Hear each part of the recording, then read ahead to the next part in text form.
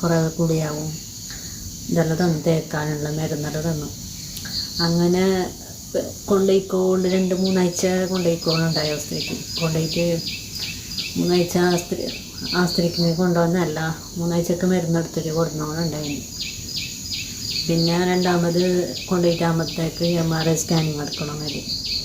പിന്നെ സ്കാനിങ് എടുത്തിട്ട് ആകുമ്പോഴത്തേക്ക് എല്ലിന് ബലമില്ല, പിന്നെ ഞരമ്പ് എല്ല് തന്നിട്ട് ഞരമ്പ് കട്ടായത്, ഞരമ്പ് ടച്ചായിട്ട് അങ്ങനെ നടുമ്പെല്ലാം ജാസ്തി കിടക്കുന്നത്. ഇപ്പം എല്ല് പൊട്ടിയിട്ടുമുണ്ട്.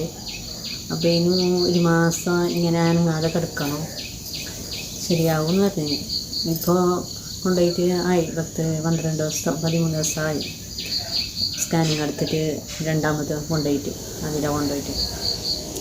ഇപ്പോൾ 1 മാസം അങ്ങനെ നിൽക്കണം. അങ്ങനെയല്ല ആയിട്ടുണ്ടാ.